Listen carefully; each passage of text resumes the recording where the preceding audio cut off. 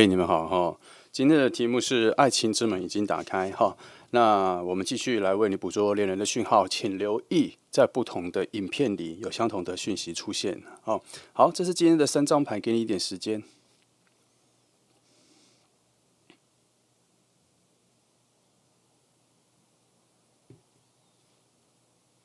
好，如果你要看久一点，记得按下暂停哦。那我们不啰嗦，选好了就开始喽。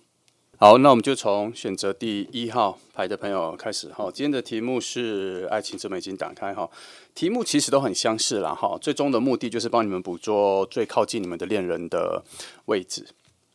来，那我们今天这个题目来我们来看一下，来5张。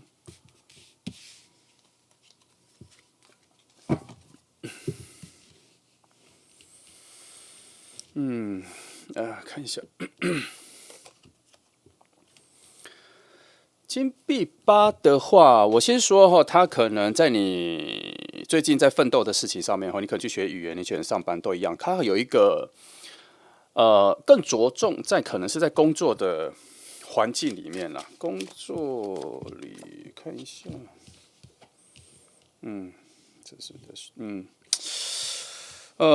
反正你先说你最近在努力的事情，它将要达成，它将要等比的给你一些你该有的收获。然后在这个氛围里，它会在附近出现哈。所以如果你在工作上在跟别人合作或什么要去开会什么，它会在这个流程里面出现。但是它这里还有一件事情是，它可能是一个关卡，也就是说你近期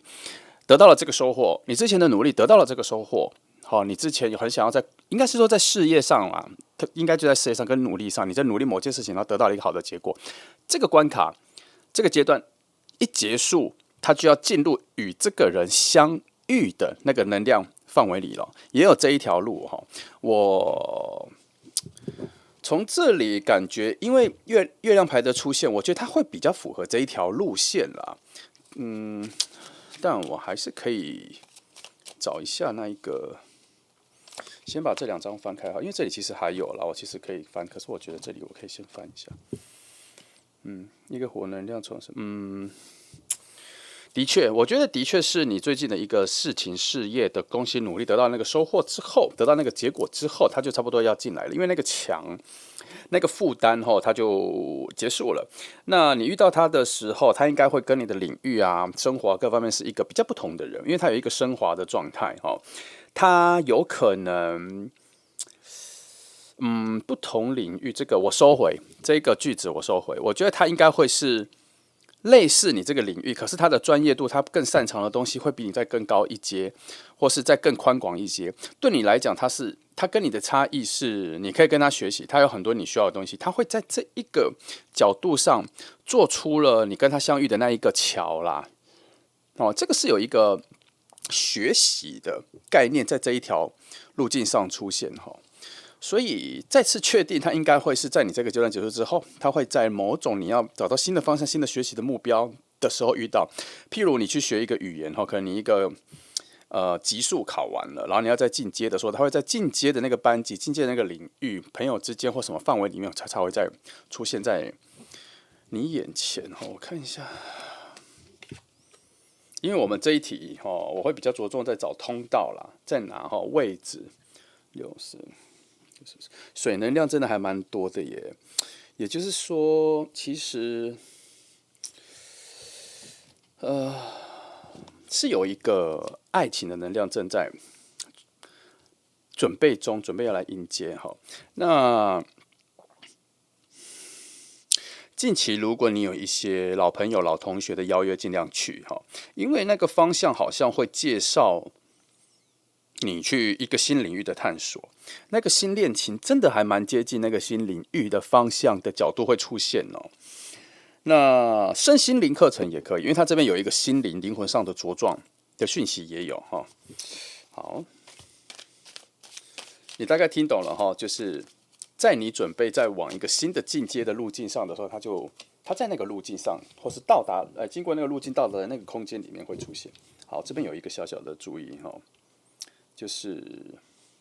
尽量视野要再打开一点，才能够把那一条路开拓打宽更好走到他面前哈。那幸福的路在这里问，他还这是一个可能吗？我觉得这个人被你的朋友或什么介绍而来的几率还蛮高的，这个数值还蛮高的。你会借由其他人帮你搭桥，把他介绍过来。但是你自己要该做的一个动作就是往一个新的区域过去。过去这一件事情，进步向上往前这一件事情很重要。在你遇见他的时候，你现在所在的这个位置，他不会过来。所以这边一直在讲的那一个行动机动性，我觉得还蛮介意的。我先看一下，我这2张先翻好了，因为我要准备翻的东西。果然，你看，真的是要在新的领域、新的位置这边都有新的学习、新的挑战、新的不可预期，一定要你不熟悉、新冒险、新体验，所以它确实是有一个升级的过程。这边要升级，这边要升级，这边还有路径。那朋友的介绍会希望你去，然后你会认识一些更等级比你这个现在你所追求的东西在更高阶的人，他们会介绍你去挑战更多别的，或是学习一些更高难度的东西项目。我们就先从语言来做，范例啦。他就是说，如果你学了一个语言，然后一个等级、一个级数考过了之后，你会想要学更高的，所以你会找新的老师，然后朋友会跟你介绍，然后那个难度会更高，你要学的技术啊，各种的窍门或什么书都要全部重新学习。那这个一步一步走下去的时候，在那个新领域，他就在那边等你这边各种的讯息都一直在指在那一个你的下一阶的领域里面，他在那边等着你，然后你会跟他遇见来，基于这个点，我来看一下所谓的遇见跟那个场合到底是什么样子的情况等一下，好，就这些好了。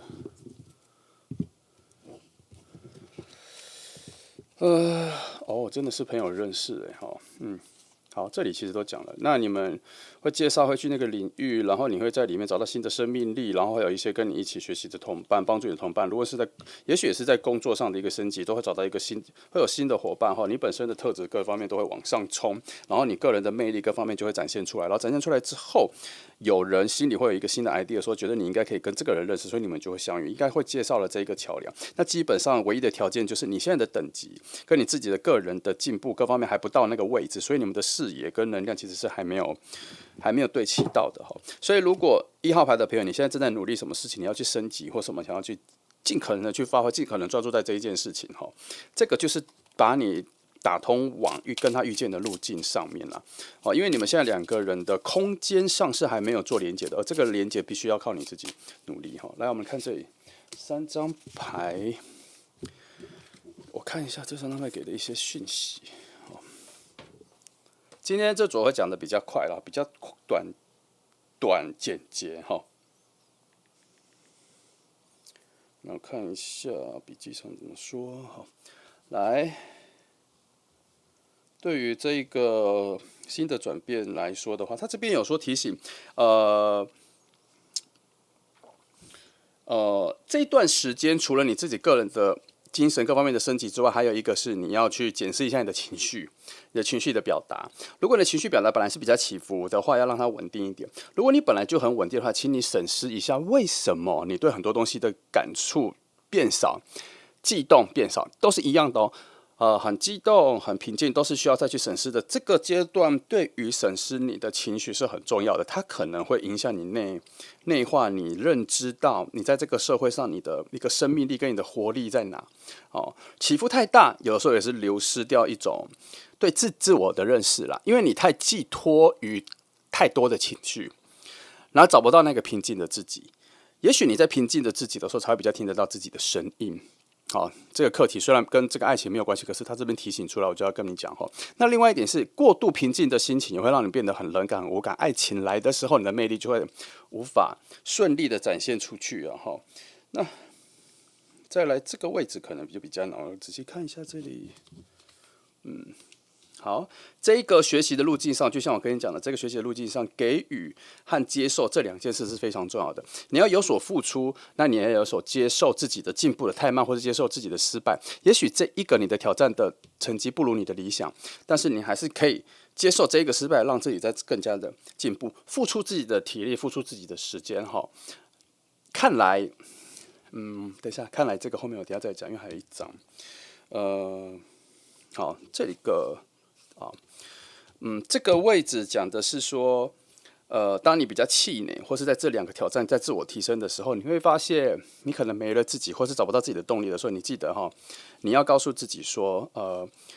即使这个世界不爱你，很多人都不爱你，没有很多人能认同你，看得到你的优点，你的魅力没办法出去，为什么没有爱你的人没有出现，都没有看到你？可是记得，你是最后一个跟唯一一个可以明确感受到爱的人，因为你要先爱自己。好，虽然这样讲起来有一点泛滥，就是感情很泛滥、很空虚。可是有的时候，在你最低谷的时候，真的只有这一件事情能够，让你没那么寂寞，让你抓住你最原始、最小的那一份活力跟生命力哈。那我想这三个东西都在提醒我们，所谓刚前面说的，你要有一个打一个升级，刚刚的一个提升，然后进到那个空间的时候，他觉得你的精神力可能会逐步的落下。然后你会更加的孤单，会更加的寂寞，所以他做了这三个提醒。我觉得这三个提醒的核心就是，你应该没有你觉得的那么不值啦，你应该会更有价值，更有特色，更值得有更好的人发现你的爱。更好的人这件事就出来了。有的时候这一个进步升级，其实他在提醒你说，当你很多事情在着重在自己身上的时候，当你变得更好，更好的人就会随之而来。我们虽然看起来很像这个人在那边等着你，你没有变得更好，你在那边就遇不到他。可是其实有的时候，那一个能量或是那一个人其实还没有挑选好哦，而是牌面上在提醒你说，你再更好一点，你有能力再变得更好。那个时候，你应该会更懂得什么享受接下来要来的那个幸福。现在的你可能有点混乱，现在的你可能有点分心，现在的你对自己可能自信心跟自我的认同有点低落，所以他希望你在一个你正在追求的事情上面，一步一步的进阶，一步步得到自我认同。原本这里看不到的点，这三张牌有看到。我觉得虽然我们是在看爱情能量啦，可是他提醒的是，这份爱里面应该有更多的东西是你对自己的认同优先。他好像觉得你失去了一个先爱自己的能力，一点一点的流失，所以在自己要开始知道自己的努力是有价值的。然后这边有很多助力的牌，就说可以去努力，再往新的一阶，能量还不错，要去冒险，这些东西都是有一点点像是一种非常友善的朋友拉着你，乐观的你，乐观进去未来的世界。等到我们突破了这个时候，再看就知道那个时候你的身心，你各方面都会提升到一个新的阶段。那么新的爱，你的新的魅力的展现，都会有所连接，它就会自然而然的出来。我们要把它转弯，并不是说你不够好，所以你没有资格在下一个领域遇到它。其实不是啦，你本来就有必然的成长，只是这里再次的鼓励你、推进你，告诉你说，再加一点油，你就已经到那个能够享受更多爱的境界了。我觉得这里这一组1号牌，我觉得还蛮有意思的啦。从爱的角度去讲一些比较别的，我觉得我更希望传达的正念的东西哈。来，那这里我看一下哈。好，这里有一个我翻下来没什么，有一些注意的东西。看一下，好，这个调出来，我先看一张，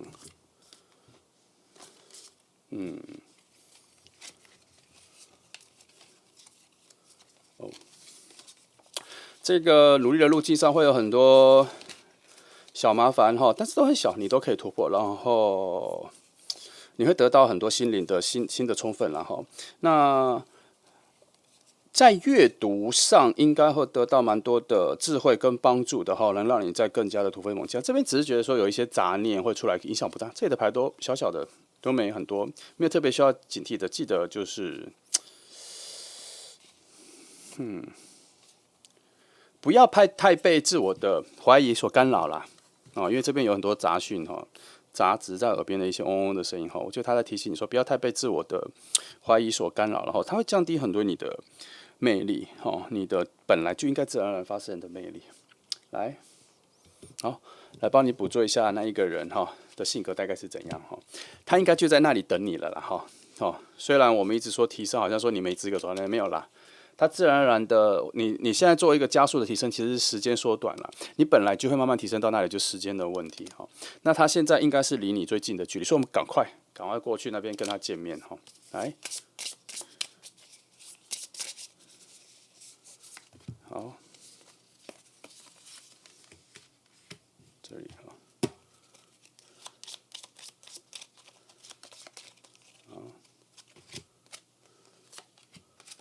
我看一下。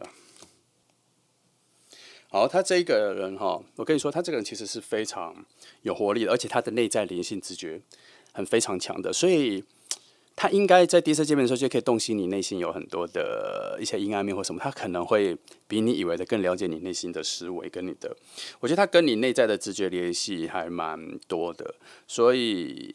未来他出现的时候，我觉得你们在心灵的交流上应该是奠定你们两个相处的一个基础啦而且他基本上。他还蛮讲究细节的，他很喜欢理解世界。他觉得任何事情的话，细节真正的魔鬼真的是藏在细节里。所以他在跟你对谈、了解你的时候，他不会被一些大方向或是对话所影响，他会去听你的话中话是什么，来去深刻的理解你。我只能说这一个人非常细心，他应该会是在你这个成长路径上遇到的一个恋人，但是我觉得他的贵人特质更强，很值得你在这一个提升之后去遇见他了所以，虽然1号牌感觉好像一种交换条件的感觉，可是我觉得这是你必经要努力的一个过程，自我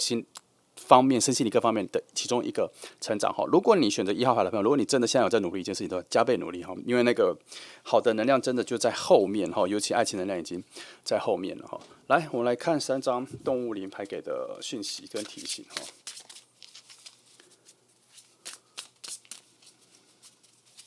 其实这一组我觉得蛮难，比较难了解牌比较难，但我尽量给你一些我觉得比较顺的讯息，告诉你比较好理解的讯息。好，看一下，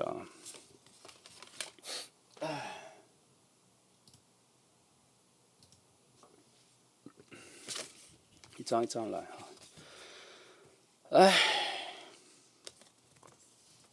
这张的话，蝴蝶这张，我觉得它讲的是一个新的升华，我觉得跟这个蛮像的啦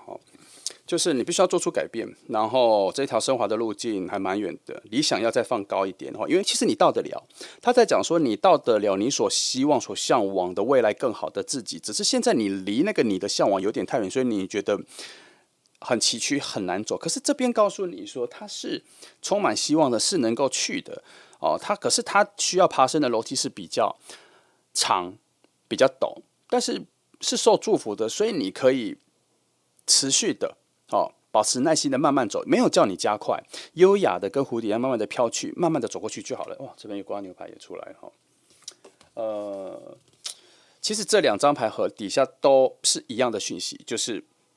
它有一个很强而有力的爬升，它讲了2次。这2张牌虽然是不同的动物，可底下有一个一样的讯号是一样的，告诉你说那一个理想真的就在你能到达的位置，只是这个路径真的有点远跟漫长。可是记得中间不要放弃，因为它确实是属于你该获得的东西这里说要有自信，要保持着希望这2个东西记得不要放掉。这个牌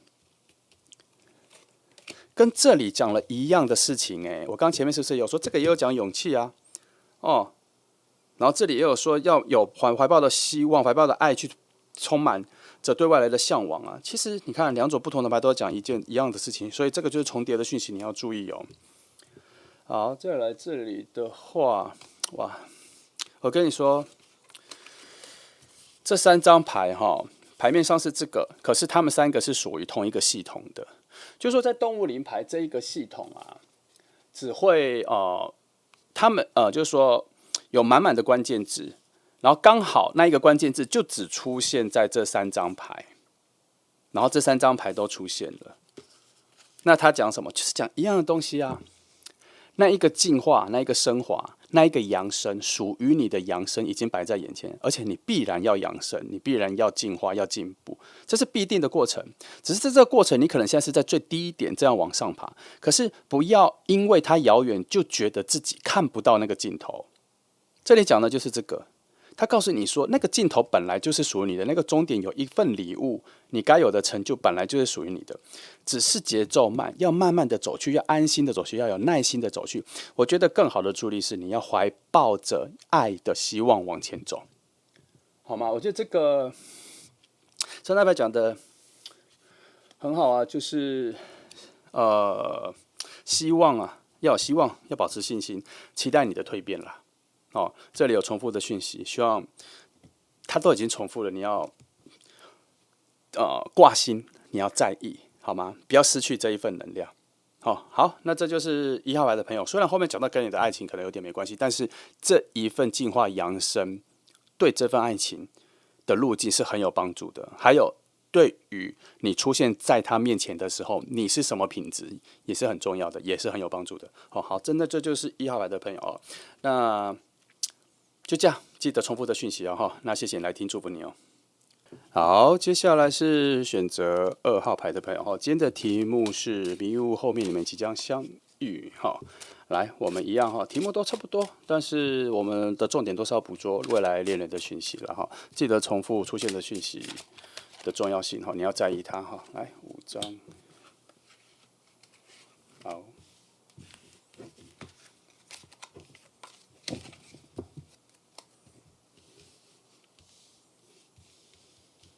来，等一下，宝剑2好特别哦哈。在我们在寻找爱情的讯息的时候，出现宝剑2的时候，其实是一个非常难解的问题，因为他现在在告诉什么？爱情也许在附近，但是你不太看得到，而这个不太看得到，不是因为起雾，而是这一个雾气就是你所制造的。所以记得哈，要把通常这个时候我都会告诉你说，你个人的魅力跟自己心底的一些负能量，你要把它用其他的方式，用健康的方式把它散去。比如说去运动，比如说去大吃，比如说去跟你的好朋友，跟拓展你的人际关系圈。我跟你说，认识不同的人是能够把自己的负能量跟自己躲在小世界里面的一些自我的困境解开的方法，因为你会从不同的人的声音、语言、灵魂的接触，还有听故事，去改变你对于这个世界的价值观，这个是很重要的。那今天对2号牌来说的话，现在有一种封闭状态，你要去把它解开不然最简单的一件事就是你的好能量传不出去，即便他在附近，他也接不到，好吗？所以这一题这个迷雾可能是你所制造出来的，你要把它解开好，那基于这点，我来看一下，它这边有一些不错的窍门跟智慧，我来翻给你来，这里有还有这里有，还有这里我看一下。学习他人的生活，理解他人的生活的一种轻松感跟悠闲的感觉还有他们生活的智慧其实他这里讲的就是说，如果你现在有一种困境的感觉，去问你觉得比你有智慧的人，就能够得到答案然后你心里有一些不安，有一些不舒适的东西，不要放在心里，你应该去找你能信任的人去聊聊。就像我这边讲，他这边就是要叫你去找有一些你认为比你有智慧的人就好了。记得这个判断有一个差异是，不要找比你聪明的人。要去找你觉得他比你有智慧的人，而这个智慧不见得他功课好，不见得他事业好，不见得他很会赚钱，而是他每次讲出来的话都有一些金句，话里面有一些智慧是你从来没有听过的，好像可以引导你人生方向的这种人，你去找他聊，不一定要很熟，但是你认识你就问他，这种人都有一些生命的窍门能够告诉你那你缺少了这一个理解不同角度的力量了，你没有那个勇气啦，或是你没有那个习惯，记得要去培养出来不然这个困境可能会困你很久记得今天这题翻到这里，应该会有蛮多的讯息在告诉你要解开这件事情，因为如果他这边在提醒说这个迷雾是你制造的话，那他就应该也在迷雾里，所以你们应该就在附近，就差看不看得到的问题基于这个点，我直接来翻一下你们中间的连续。他跟你还没有遇见，然后他会以一个完全不同的、全新的角色出现，朋友、工作，我觉得在生活交际圈来，应该是在生活里面朋友的介绍，他是一个新朋友的角色会出现。那你们应该一见面的时候就会有蛮好的情感的交流了哈，因为毕竟圣杯骑士已经出来了，他甚至有可能在说你们见面的时候就有可能有一见钟情的状况，只是他能真的看到吗？这是一个问题哦，因为这个迷雾挺浓的，所以他能真的看到你吗？你这个要想一下哈，因为这里已经有一个隔断、切断的感觉哦。等等，哦，找朋友帮忙，你看，智慧的人，你必须要让他出来，成为你们的桥梁，跟拉近距离，这个很重要。哇，竟然是用这两张牌当搭桥啊！好，找到那一个能够让你蜕变、能够心灵开窍的人，听他的智慧这的人很重要。这里一个连续下来哈，现在那一个，你现在很需要这一个智慧的贵人呢哈，记得去找他谈一下，把心里的各种声音讲出来哈。即便你觉得你没有那么多的担忧，跟你心里没有那么多困惑，可是你也可以去问他说，为什么？我都遇不到适合我的人，这就是一个很需要智慧的题目哦。看起来很肤浅，可是，在他的观察下，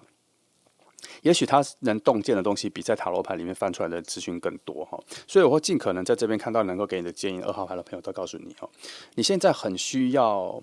有弦外之音呐，要需要这一个很有智慧的人，因为他后面要开窍了你的爱情的领域了。这个打开之后，这一个就会奔放出来。哦，那这个奔放出来之后，你能展开出来的魅力哈，就会绽放出来。这个牌所在的位置有一点是讲空间，那个空间在哪里？哦，那他告诉你说，圣杯骑士是在那个空间里，可是他还没有打开，它就像那个一个装满水的气球，它还没被戳破，所以水能量还没有在那个空间里爆开来。也许你已经站在对的位置，可是那个水能量还没有爆开来，所以它需要的是一种开窍。你身心灵的各方面一开窍之后，那个魅力会绽放出来，连眼神的开阔性都会绽放出来。所以这个人在你附近的时候，他就会感受到这件事情，他会感受到你吸引他的地方在哪里，他会扩大，他会美化，他会加强。他很难去避免这个吸引力出现。现在因为是宝剑2的状态啦，我觉得它属于一种封闭状态。它这个封闭状态很像是你觉得你很好啊，你没有必要改变的。当你有这个思维的时候，那你就刚好就是这张牌了。好，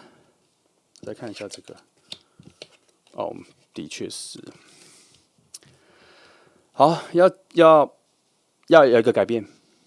真的要有个改变哈，不然你会困在这里。他这个现在把你困在地面，你必须要飞到天空里，要有一些改变啦。哦，来看一下这个连续怎么说我来看一下你现在跟他的距离啦，真正扎扎实实的距离哦，看能不能尽量不要抽象的语言，我要找到一个比较具体的距离啊、状况啊、工作上啊还是什么。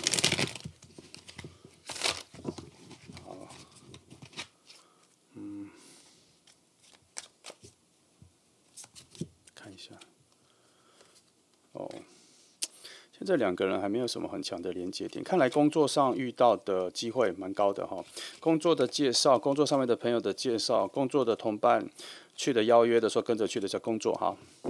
工作上，这个人因为你的工作所产生的连接几率还蛮高的。我先说，他可能有一个介质，他应该是你工作上的伙伴、同事。所连接到的人，而不是你们在这个工作环境连接到的人，而这个工作上面的人会帮你往外连接到这一个人。那你自己个人来说，连接他是没有能量的哈。从这边是被截断的，从这边才开始走出一个连续哈。好，火能量在这边才有出现。工作上的，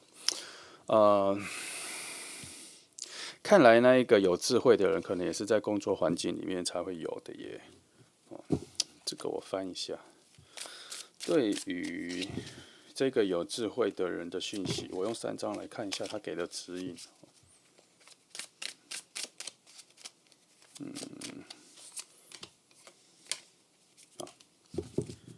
我看一下，因为我觉得找到这一个呃，看这个，这个人跟你应该在工作环境认识蛮久的哦，因为这边在告诉我说你们两个累积的记忆还蛮丰盛的哈，所以他应该是认识蛮久的。然后，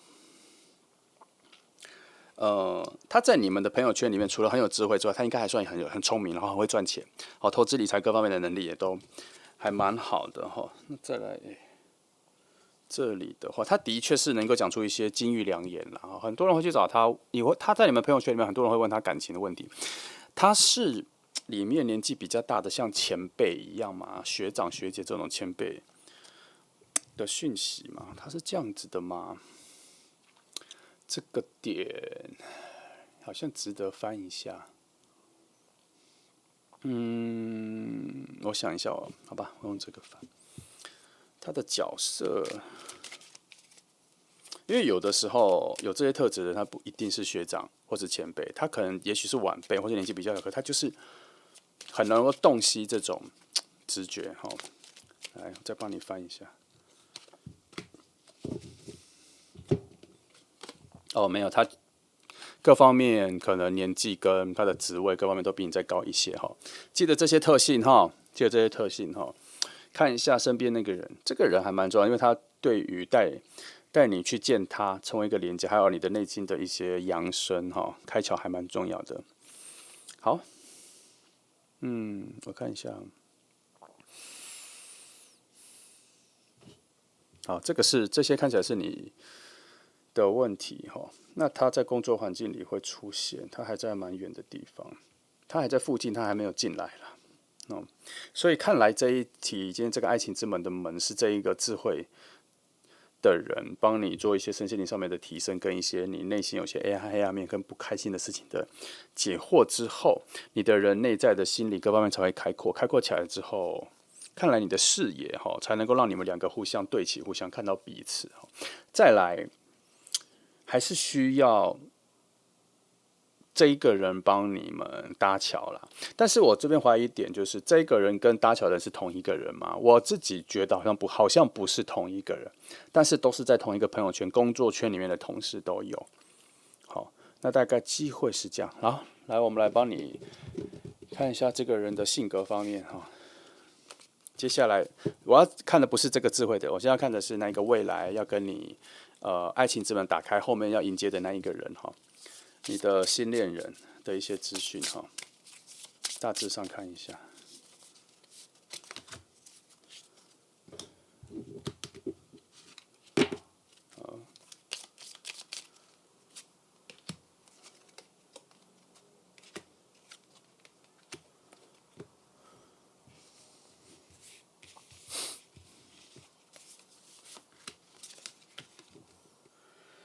好，这个人哈，其实他还蛮在乎生活上的稳定哈，他的土能量很强。然后他对于金钱啊、土能量啊这方面的要求都非常高，所以他开始专注工作的时候，他就非常专注在工作上。那他还有一个交换，他一离开工作的时候就非常需要爱情哈。所以他有这一个特点，你跟他在一起的时候，你会发现说，他在工作时间的时候好像有点六亲不认哈，现在不会谈感情，可是一下班之后好像就非常想要依偎在你身边。他其实是一个恋爱高手，他很会谈，他对感情的细腻度还蛮高的哈。然后他是一个思考能力非常细致的人。哦，他可以思考非常多细节的人，你可以把他当成是类似可能就是处女座的加强版吧。他理性的、感性的分析能力都很强，感受能力都很细节，好，所以他可以洞察人的一些反应，跟他可以推敲这个人接下来要做什么事，从他的情绪，或是可以，你就会发现说，他可能一大早遇到同事，他就知道今天可能会发生什么事，或是发现他可能昨天晚上发生什么事，他是有这种很强的洞悉能力哦。然后还有一个，这一个人的自我学习跟自我要求很强，因为他个人的对世界的理念跟概念来说，他觉得自我学习是最有保障的一件事情。他不想浪费任何时间都在游玩或生活，他觉得任何时间都应该要自我学习，学习他人的优点，自我看书学习。然后他喜欢跟着成功人士或是讲话很有智慧的人，很优秀的人，看他们在做什么，学习他们什么，他会把他们当成假想敌，把他当成是模仿的模组。他希望跟他们一样，所以他对自己的要求其实还蛮高的。所以如果你未来认识他的瞬间，发现他的进步非常快，他一步一步的往前走，都不太回头的想要慢慢的越来越厉害。他对于这种优秀的感觉的追求、渴望非常高、非常强了。好，那我们再看动物灵牌，来看一下这个人的一些内在本质有什么哈。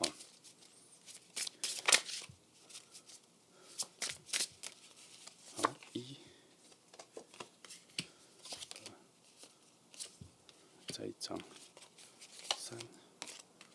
好，看一下这边哈，他本身做很多事情都还蛮 lucky 的，而且他其实不太会眷恋在以前的伤害或挫折感受上。他就是那一种，一遇到挫折，他就会把痛苦跟挫折当成是他未来奋斗的能量。所以他这个人的上进心真的是非常强，而且自我疗愈功能很强哦。就算他遇到什么难过、伤心的事情的话，今天才难过，你可能早上难过，他下午就整个人就元气都回来了，整个力气、精神力都回来，因为他不会让自己拘泥在那些难过里面太久，而且他也有治愈别人的，他其实很会安慰别人哈。就像我刚前面讲的，他很容易洞察别人心底的观察别人嘛，所以他很知道周遭的人各方面的需求是什么，尤其心灵上的哈。所以他的自救能力也很强，他疗愈别人的能力也很强哈。我再看一下这里，的确，这边告诉我说他在等等。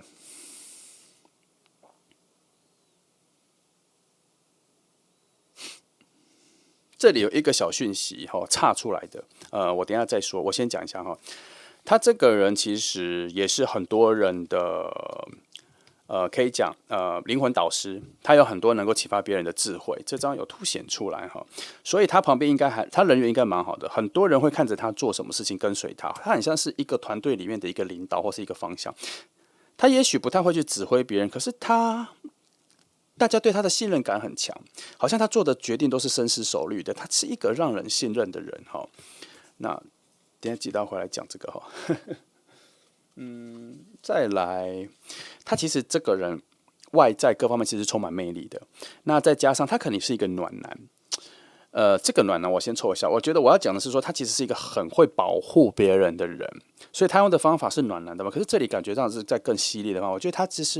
他会用强而有力的手段去保护身边的人啦，效果要最好的那个，所以他有的可能会刀子口豆腐心，也有可能哈，他可能是这个人。总之，这3张牌告诉我，他的内在灵魂是一个非常优秀的灵魂品质，内在的能量品质是非常好的，是值得依赖的、可以信赖的人。好，我们回到这张，刚得到一个弦外之音，告诉我说，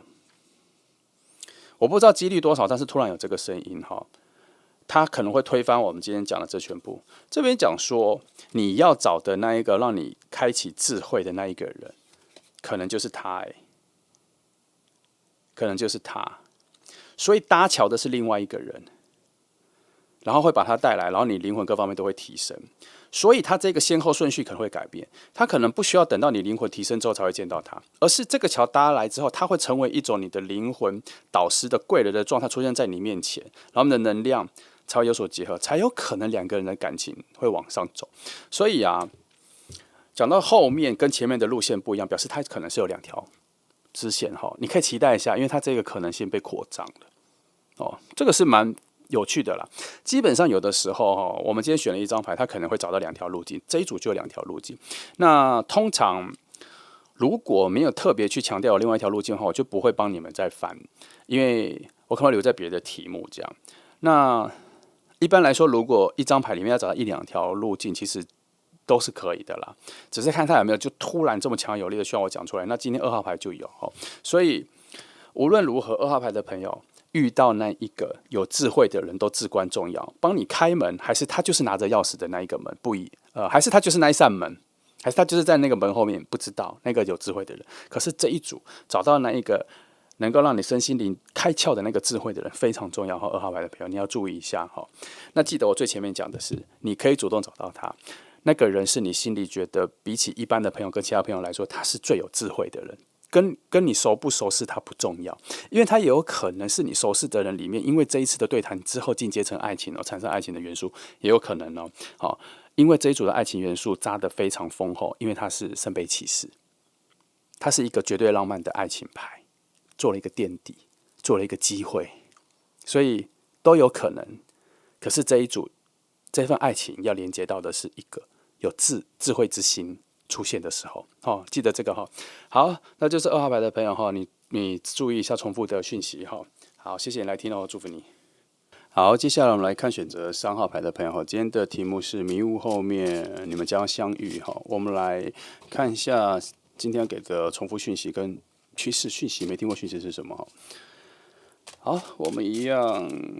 5张牌来看一下现在的能量的结构。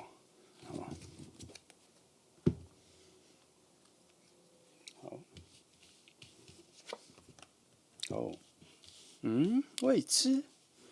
是还没有确定人选吗？还没有确定位置吗？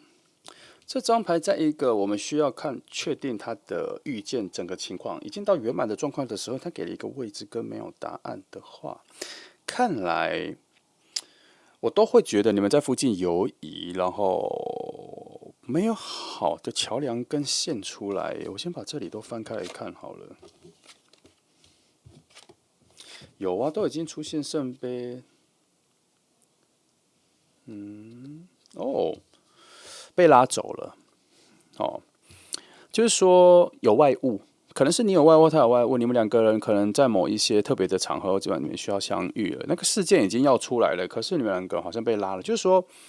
可能有一个饭局，朋友介绍的，然后有很多人一起去。或是一个庆祝的东西，有很多人去，然后他会去，你会去，你会在那一次相遇。可是这边突然这里说一个现况来说，有其他的声音跟其他力量把他拉走了，所以他那一天不会出现。但是你们中间已经蓄积的一个好的水能量已经有了，它就有可能让你们在一见面就有非常好的感觉，就会一触即发。这边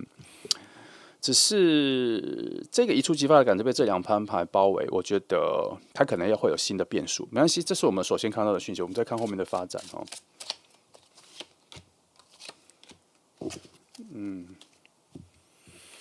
有转机了哈，还是有转机。现在目前好像是有一些影响的，可是路径好像没有完全改变，因为它这个门要去的马车跟要走的道路，还有那一个迎接你们相遇的那个门都在，只是现在有一些干扰的因子在干扰，产生某一种几率会错失了这一次很好的相遇，只能这么说，这是比例上分配的问题哈。但是我觉得通常在这里，我都会跟你们说，你们好好去利用那一个跟宇宙许愿的这一个念力，这个意志上像超能力的念力一样，去跟他许愿说，拜托拜托，不要让你错过这一次跟他相遇的机会。但是这一个你物理上的行动，就是最近如果有很多的邀约什么的话，尽量不要拒绝，能去就去，甚至可以主动的去问你可以去哪里。这样，他现在需要有一种跟外面连接的。那一个主动性，因为不知道这个世界牌的门是为了哪一场而开的，但是有开，就在近期，这个人就在那个开门之后，好，那我看一下这个好了，好，基于，我要抓一个时间点来翻这个哈，以现在往后推了，现在往后推到你们相遇中间的一个流程。会不会就真的就岔开了？这个几率各方面，看一下这个流动哈。哦，完了，这个完了，不要看了太严重，就是有点开玩笑，就是这个干扰的声音有越来越大的感觉，但是还好这2张牌都还在，路径都还在。会走到路还在那里，只是干扰的声音让你们走超我的声音、分心的声音，确实是还是有出现然后让你们2个相遇的能量确实是都还有了，可是真的有岔路在影响那个声音，让它转弯或是被拉走，真的有这2张牌的影响也有出现然后这个不安的感觉又都出现，算平均，所以这组牌确实离我刚讲的这件事情一样。确实是有一个安排好让你们2个相遇的路径是有，但现在真的产生了一些支线，也有可能是你被外物所影响拉走。可是最近你真的要坚决的，有好朋友的朋友的活动什么的，尽量要去参加，因为他也许会在其中一场跟你没有遇到，可是他别场会参加，别的活动可能会参加。他现在是这一个时区里面的能量是有受到一些干扰，他就必须要在这一个时区里，比如说这一个月里面的活动里面，明明一定要遇到，可是他就会有很多其他的杂讯，会让他可能这个月要去的4个周末要去的活动4个，他可能会少去一个，刚好那一个就是你唯一会去的，差不多是这样子，或是他4个他只会去1个，也有这样子的哈，所以不要错过哈，因为好像在近期你们相遇的门是有打开的啦，要走进去要走对，好，应该是说该打开的门全部都开了，只有一个会让你们遇到这样，好，因为这一组的未知性跟变数性还蛮强的，不知道是哪来的干扰啦，因为有可能是他那边的能量的杂音真的很多。好，来再看一些比较广泛的牌，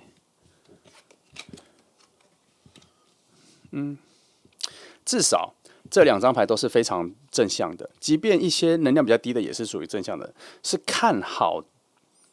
你们的相遇的，是期待你们的相遇的，似乎已经预示了你们的相遇的。好，只是太奇妙了，在这个这么顺的牌里面，居然出现了2张干扰牌啦，所以我们必须要小心一下其中的变数。它没那么顺，但是不影响你们见到面的时候那一见面的好感，所以差别只在见面能不能见到面，见面不是问题哈，能不能见到面比较重要。好，来再看一下这里，好，这里还是有一些关于这个生动七金币7一直出现，它那个位置一直搭配着月亮牌哈，一直在强调其中的一些变数跟影响哈。那这边剑桥的动力跟动能还是处于在人际关系的培养跟参加活动。好，那这个势在必行啦。那这一个情况如果要转向更好的状况的话，看来必须要花一点时间去参加，你可能没办法都待在家里，就这样。那我觉得影响的因子有出现，但是帮助改善这一件事情的能量没有出现啦。好，所以就有一点点这一组比较像有点赌博的，有点看猜看哪一个门这样子。但是它并没有限制你说开了10扇门，你只能选2个，它没有，你10个都可以去，就主要就在于你的参与度。你要去封锁每一个门，都要遇见它这样。但是我发现这里有一个很特别的讯息，就是它很有可能会在你们2个感受上还没有连接的时候就出现了，所以会产生一次的很奇妙的错过。虽然这里的圣杯有讲说你们一遇到说就会立刻直接感受到彼此的存在，但是干扰的讯息真的太多了。它干扰像什么？你本来就能够，就像有一首歌，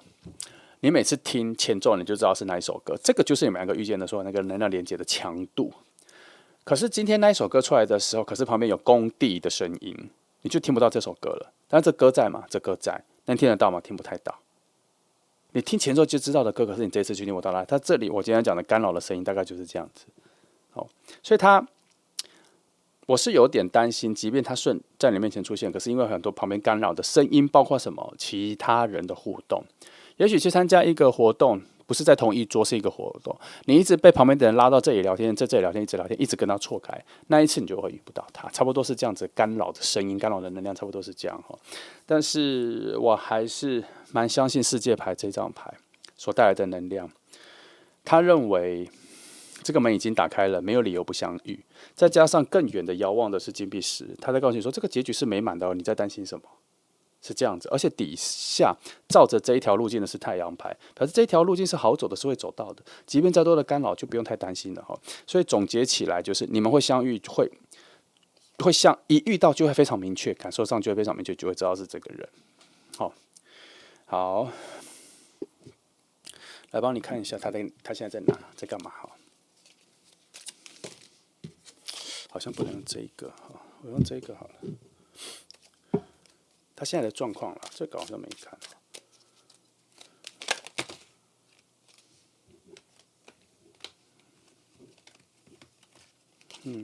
但是我看到这张了，但是我觉得不够。好，他现在好像有自己重要的事情正在处理哈，不过现在走向圆满的方向了。我跟你说，他也在朝着爱情的方向走来哈。他现在心里对于爱情的期待感非常高，所以他看到你的时候，他会有非常主动的表示哦。然后你的出现可能有一个很强烈的致命吸引力是，在他心里可能内在有一个语言叫做这个人好特别，我从来没有见过这样子的人。他心里有一个这样子的假设哦，因为你在他面前有一种很强的独立性的魅力。还有，我从这张牌看到一件事，原来这一个水能量是他看到你的水能量，所以他出现在你面前的时候，你其实是无意识的，没有反应的。我觉得是他创造了很多很好的互动，里面让你发现他很在意你，然后这两个的连接才会爆开。可是他的能量应该是会先爆开，因为我发现这几张牌都是出现在他身上，所以这个圣杯骑士的那个时代在那边，所以他很可能会成为第一次见到你的一个追求者。他会很主动，他会很想认识你，他会很想靠近你，因为他这三张能量都创造了一个他心里的一个翻转。只是以现况来说，确实这个还有一条路径，这个门还在靠近。因为这里三张牌，虽然我在翻说他现在的状况，这边三张牌翻开来是说他将迎接的状况好，所以尽量去参加啦。我觉得他要出现在你面前的时间没有太远。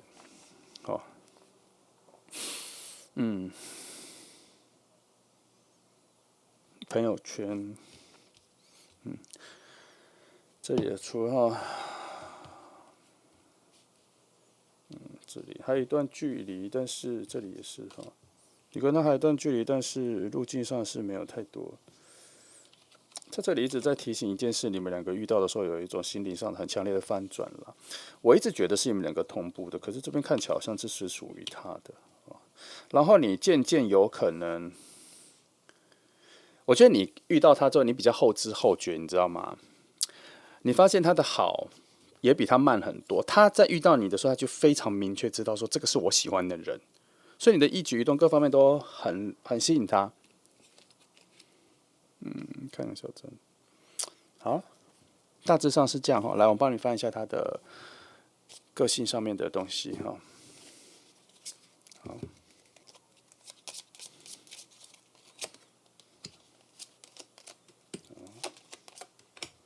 再来。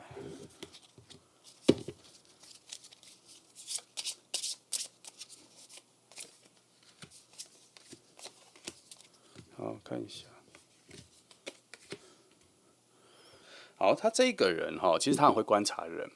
然后他本身就是一个很倾听自己内心的声音，他个性也比较内敛，所以他对于看到你的时候，他做出的一些很主动的事情，对他来讲是一个蛮大的突破，也需要蛮大的勇气。可是他阻挡不了他对你很好奇的这一份心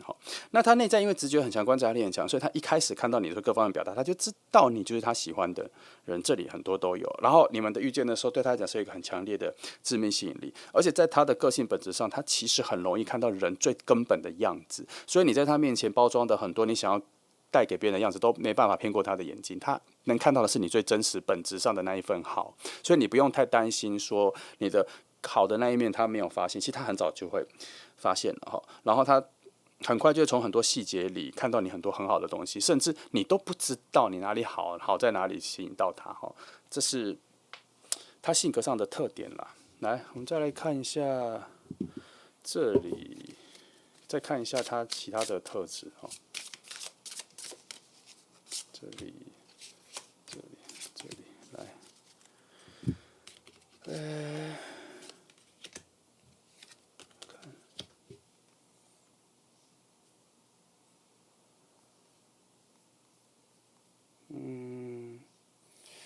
他这个人其实还蛮会倾听其他人的声音的，所以你有一些心理的问题，就算不是恋人的，是朋友的方式的话，他其实能够解答很多人内心的一些障碍，或是一些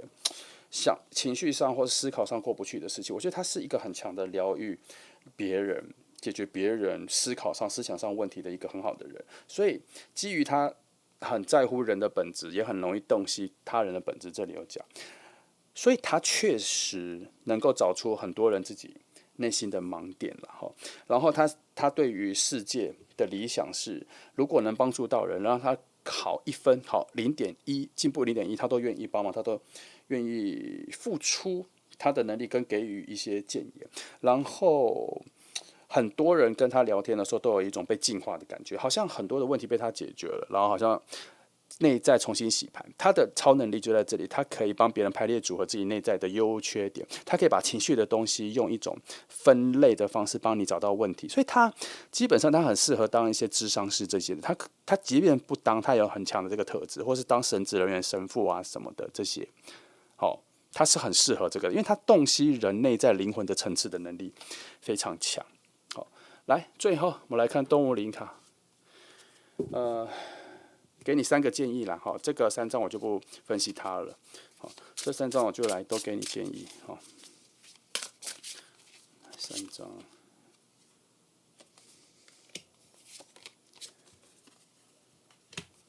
因为对他的分析我觉得已经够多了哈。好，这里希望未来记得要抱持着希望去迎接了哈，因为当你先放弃的话，那个机会就不会出现了。所以记得这次给你的建言呢，跟爱情可能没有直接的关系了。还有这边说要有点耐心，在爱情等待的方面要有点耐心然后要再更自然一点。要相信自己的才能，要相信自己所会的东西不要妄自菲薄你原本会的东西就会代表你个人的特色。记得在他的眼里你是很特别的人你是很强烈吸引他的人，而且他本身的特质这么强，他能够治愈别人，他能够观察别人，他能够细腻的理解别人，他是很多人的心灵导师的时候，他却会看上你，表示你心里有一些特别的特质是他缺少的，他着重的，而且是珍贵的。你要相信这一个特点再来这个部分这里有一个很特别的讯息是，其实你有能力显化任何你想要显化的东西了，可是看起来好像自我的内在心灵力量不够强，有强过，但是好像失去很多。记得要把它拿回来要回忆一下以前那个无所不能的自己这个还蛮重要的。好，那这就是今天3号牌的朋友我觉得整个讯号很单纯啦，那记得里面重复的讯息要留意一下还有这边有一个很重要的重点是，在他眼里你很珍贵很特别，他本身就很珍贵很特别，可是你在他眼里又是另外一份珍贵跟特别，这一点你可能忽略了，或是你觉得自己很平凡，这一点不会影响到他喜欢你，可是会在他出现之后，你才会发现原来你这么缺少这一份自我认同。如果这边已经在他出现前面就已经提醒，你现在就应该先思考一下，以前那一个觉得自己无所不能，可以改变世界，可以做很多事情，那个自己跑去哪里了？这一点这里有做这个提醒这边有一个，这边有一个还有他的眼光里也有记得一下这个就是重复讯息。好，那谢谢你来听祝福你。